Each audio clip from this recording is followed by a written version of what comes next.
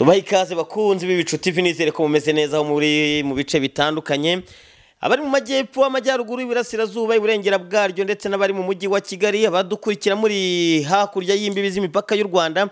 Nizere ko mumeze neza cyane, kuko iyo mumeze neza nanjye mbameze neza, namwe mumeze neza nanjye mbameze neza.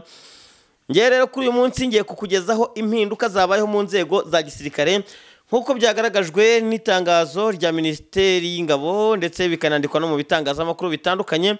Ikinyamakuru mpise ndambura imbere yanjye ni ikinyamakuru igihe.com, kiragira kiti Perezida Kagame yakoze impinduka mu nzego za gisirikare. Ubwo rero nuza kujya kure ntabwo uraza kumenya ibijyanye n'izi mpinduka, uraba ucikamwe byinshi.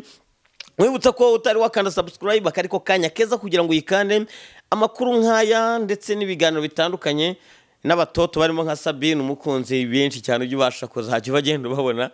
Nawe ushaka utari waterera ivi ushatse wazashaka Sabine umukunzi ugatera ivi nta kibazo. Buretse man iyi nkuru ni ntoya, iyi nkuru ni ntoya netse kandi ko urumva n'amasegonda gusa. Reba umuntu ugutegereje kuvuga ibyo bintu ashaka kureba major mwumukuzana mw'ibyivi urabanza ukazama relax. iyo ntago ari entertainment man irindi wate kuncanga n'ubundi ni ya minota harya ngo chronometer ngaye gukora. Perezida Kagame yakoze impinduka mu nzego za gisirikare. Perezida wa Repubulika akaba n'umugaba w'ingabo w'ikirenga nyakubahwa Perezida Paul Kagame yakoze impinduka muri bamwe mu bayobozi b'ingabo, ari aho Major General Emmanuel Bayingana yagizwe umugaba mukuru w'ingabo zirwanira mu kirere, naho Major General Bayingana yasimbuye Major General Charles Karamba uherutse kugirwa ambasaderi muri Tanzania, asimbuye Eugene Segore Kayihura wimuriwe muri Afurika y'Epfo. Itangazo rya Minisiteri y'Ingabo rivuga kandi ko Perezida wa Repubulika yagize Brigadier General Vincent Nyakarundi umukuru w'ubutasi bwa gisirikare mu ngabo z'u Rwanda RDF, naho Brigadier General Nyakarundi yari umujyanama wihariye mu bya gisirikare muri ambasade y'u Rwanda muri Leta Zunze Ubumwe za Amerika na Canada. Yasimbuye Colonel Andrew Nyamvumba. Colonel Andrew Nyamvumba yagizwe umuyobozi w'ishami rishinzwe ubushakashatsi n'iterambere muri Minisiteri y'Ingabo. Kayo nguko rero izo mpinduka nuko nguko zihagaze nkuko tubikesha ikinyamakuru igihe.com. Ibi ni Ibicu TV, wibuke kugenda ukanze subscribe nyamuneka, hirya yaho gatoya uhabona akantu kakazogera, naho wibuke ugakoreho kugira ngo ibintu byose bizajye bibasha kugenda neza.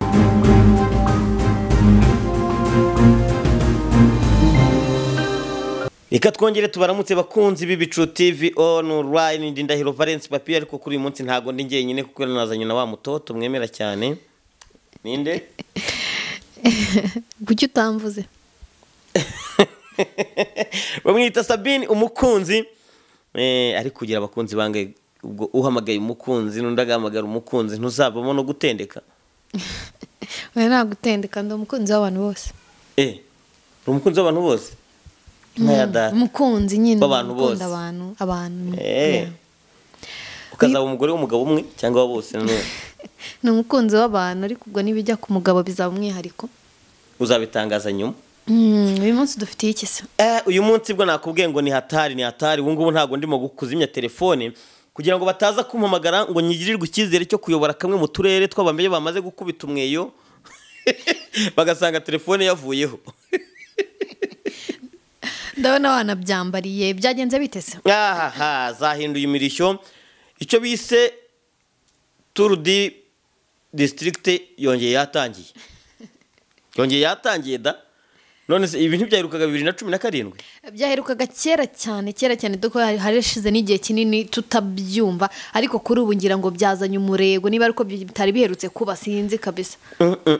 Umunsi umwe gusa abagera mu turere tugera muri 4 tukaba tugize gutya.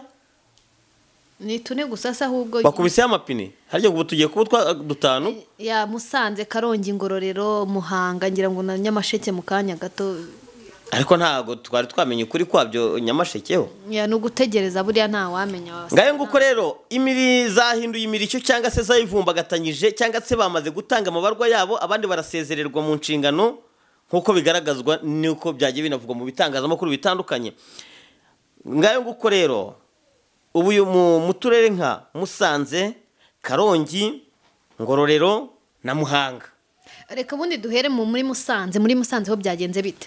Abayobozi batatu b'akarere ka Musanze barimo Meya Habyarimana Jean Damascene n'umuyobozi ushinzwe iterambere ry'ubukungu Ndabereye Auguste uribuka ko ari uherutse gutabwa muri yombi azira gukubita umugore we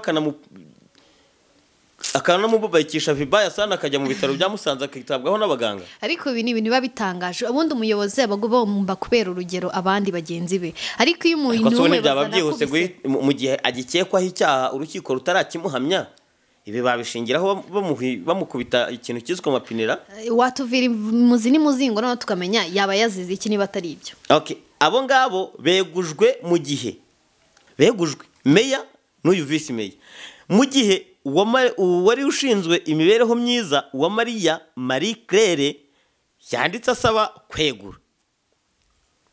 Icyo ntekereza cyo nuko uyu mumeya Ndabereye Auguste we iki ni igisebo gikomeye cyane yaba yaranashize ku buyobozi bw'akarere ka Musanze. Akaba ari yo mpamvu urabona ko wenda uyu Marie Claire we bivuga ko yasabye kwegura ariko abandi begujwe. Okay, iyi nkuru ikomeza igira iti uhagarariye inama njyanama mu karere ka Musanze Engineer Emile Bayisenge yabwiye ibitangazamakuru ko abayobozi begujwe muri aka karere byatewe no kutuzuza inshingano zabo. Ngira ngo aho rero n'ubyumva. Ati Meya we Meya yegujwe kubera kudakurikiza inshingano, kudakurikiza igishushanyo mbonera cy'umujyi wa Musanze no kutuzuza inshingano ze no kurya ruswa. Ibaze noneho haje ubu ngubu ahangaha nimba hajemo ruswa akaba yegujwe, ubwo birakurikira iki? Gushyikirizwa RIB urwego rw'ubugenzacyaha. Ubu ngubu ibi birakurikirwa n'inkuru yavuga ngo umuyobozi w'akarere ka Musanze yatawe muri yombi akurikiranyweho ibyaha ibi n'ibi. Reka ibyo tubitegeze tubyitege. Naho uwari ushinzwe iterambere ry'ubukungu we yazize ihohotera mu gihe umuyobozi wungirije w'akarere wari ushinzwe imibereho myiza we yeguye kubera kutuzuza inshingano ze. Aha rero niho uhita nawe yegujwe. Aha niho uhita wumva rero wa wundi ushinzwe iterambere n'ubukungu yazize iki? Ihohotera aherutse gukubita umugore waramububakisha vibaya. Ni gute ukibihakana rero saza? Urumva ariko aracyari kugeza kuri iyi saha aracyari umwere, nta rukiko rwari rwamwemeza ibi byaha, ahubwo barimo kuvuga ibi ngibi barimo guhimbira abantu ibyaha nta rwego rubishinzwe rurabitangaza. Ahangaha naho reka tugira amakenga. Amakenga yikize Meya ngo igishushanyo mbonera cy'umujyi wa Musanze, noneho hiyongereho n'iki na ruswa. La ilaha illallah. None ari amayobera matagatifu amayobera matagatifu. Reka twerekeze noneho muri Ngororero. Nibyo rwose iyi nkundura yageze no mu karere ka Ngororero, kuko ba Vice Meya n'umunyamabanga nshingwabikorwa w'akarere Rukazambuga Gilbert baraye bandikiye inama njyanama y'akarere amabaruwa asaba kwegura. Ba Vice Meya bombi na executive niwe ushinzwe amasoko, niwe ugira utenewe mu minsi mikeya arabatawe muri yombi akekwaho wenda itoneshwa mu masoko cyangwa se amasoko yatazwe mu buryo butemewe n'amategeko cyangwa se imitungo. Urabyumva? Mugani wa ntuzatese ngaho mpagaze. Abasebo baba batangiye icyaye amabaruwa asaba kwegura. Ba Vice Meya beguye muri Ngororero ni ushinzwe ubukungu Kanyange Christine n'ushinzwe imibereho myiza Kuradusenge Janvier. Uwari umuyobozi w'akarere ka Ngororero wungirije ushinzwe ubukungu Kanyange Christine yabwiye igihe ko yanditse ibaruwa yo kwegura ku mugoroba wo kuri uyu wa mbere, akaba yeguye ku bushake bwe ndetse agiye gukomeza inshingano zo kwita ku rugo rwe. None se ubundi wagiye kuba Vice Meya uzamura ukuboko ku idarapo ry'igihugu urarahira urwo rugo utarufite? ariko ibi ntabwo byagakwiriye niba umuntu ahangaha bari mu ukuboko. kintu ubundi nyakubahwa perezida wa repubulika niwe wigeze kubivuga neza aravuga ati ntibakababeshye baba begujwe kubera ko hari ibyo baba bakurikiranyweho kandi ndabikubwiza ukuri abangaba bose uzabona bagize bate ndanisha yagiye kwita ku rugo yagize ati ayo makuru niyo neguye ngiye mu zindi gahunda zisanzwe zo kwita nasezeye ku bujyanama mu nama njyanama y'akarere ubu ngiye kwita ku muryango wanjye mama we ahubwo amata barayajyanye nako umugati kwenda ku rundi ruhande ariko inama njyanama y'akarere ivuga ko impamvu batanze mu kwegura kwabo ari uko babona badashoboye gusohoza inshingano bashinzwe kuko nabo babona ingufu zababanye nkeya hari ibintu biba bitumvikana ingufu zababanye nkeya hari imizigo bari bikoreye oya turetse n'ibyo ngibyo kugira ngo ajye kuba yajya kwiyamamariza cyangwa kuba yaba umuyobozi sibyo abazi inshingano zose z'uwo muyobozi z'uwo mwanya agiye gukora abazizi ni gute ageramo hagati akavuga ko izo nshingano atagizishoboye imbaraga zimubana nke wa mugani wawe hari nuko hari ibyo abayikoreye se hari ifuka y'ibigunira abayikoreye ntabwo ari impamvu yumvikana habe na gato buriya wasanga hari n'abayobozi benshi usanga ibi ngibi ni za raporo z'itekinika njya nkubwira aba bayobozi ngo bananiwe gushyira mu bikorwa imyanzuro inama njyanama ifata igendeye kuri gahunda za leta zo gukemura ibibazo umuturage afite n'izo kumuteza imbere uhagarariye inama njyanama y'akarere ka Ngororero Dr Dushimumuremyi ibi kandi byanakomeje mu karere ka Karongi aho umuyobozi wako Ndayisaba François n'abamwungirije bombi Bagwire Esperance ushinzwe iterambere ry'ubukungu na Mukashema Drosera ushinzwe imibereho myiza y'abaturage nabo basabye njyanama kwegura kubera impamvu zabo bwite. Perezida w'inama njyanama y'aka karere ka Karongi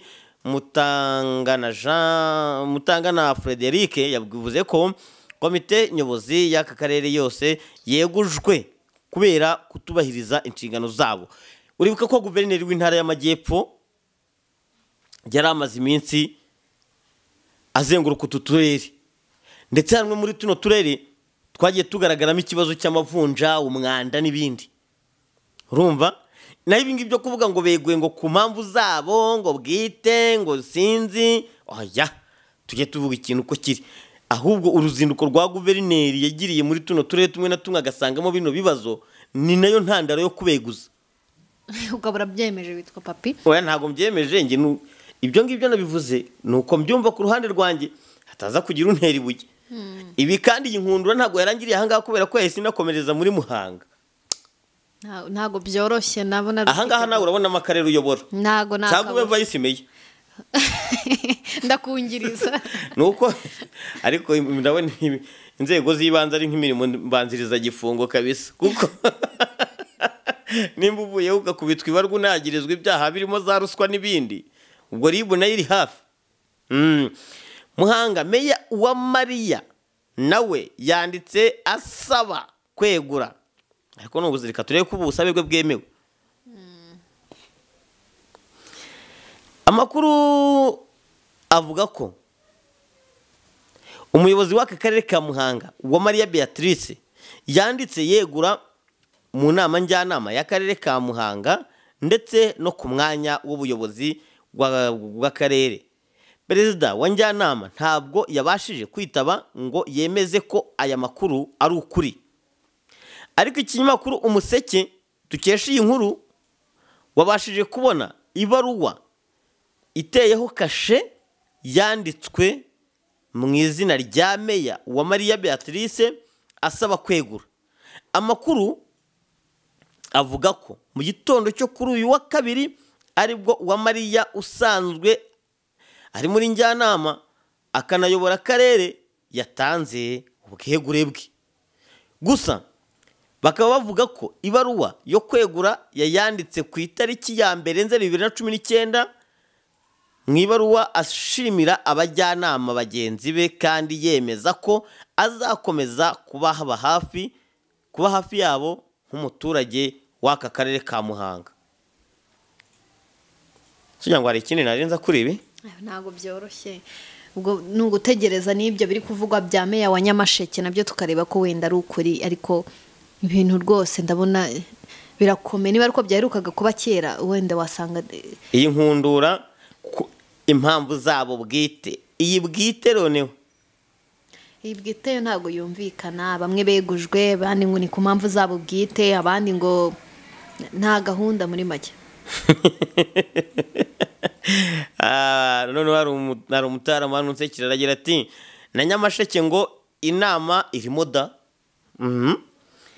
Ati prediction ya Tour du Rwanda ejo irakomereza hehe ubwo? Nyamasheke, Karongi, Ngororero, Nyabihu, Musanze, Burera, Muhanga, ubwo twagiye no mu tundi turere ntawamenya. Icyo nagusaba ni ukudafunga telefone yawe kuko ushobora kugirirwa icyizere ukajya kuyobora kamwe muri utu turere. Reka dutegereze ko papa araza guhamagarwa. Ibyo byose nuhamagarwa nanjye ndetse mpamagarwa nk'ukungirije. Urabonye ko mu turere dutandukanye hajye hegura abajyanama biki byose, abameya n'abavice meya, cyangwa wakwibera gitifu w'akarere kubera ko buriya gitifu w'akarere niwe uba hafi n'ifaranga. Yangaye nguko rero ibi ni Ibicu TV online, ngende Ndahiro Valence Papi. Yes, ndetse nanjye Anisa Bin umukunzi tukomeza kwifuriza n'ibihe byiza of course, ariko ntibanakureho na telefone zabo wasanga ari bo bahamagawe bakajya kuyobora tuno kamwe muri utu turere. Yes, reka rero tunayasoreza Papi. Reka tubisoreza ahangaha, ubundi dutegereze nimba ari iyi nkundura yagarutse yo kuzenguruka uturere twose, ntawamenya. Njyewe ndabashimiye cyane, mwibuke mukande subscribe, ubundi witekanye n'ingabo mugenga wa byose abarinde. Hasta la vista.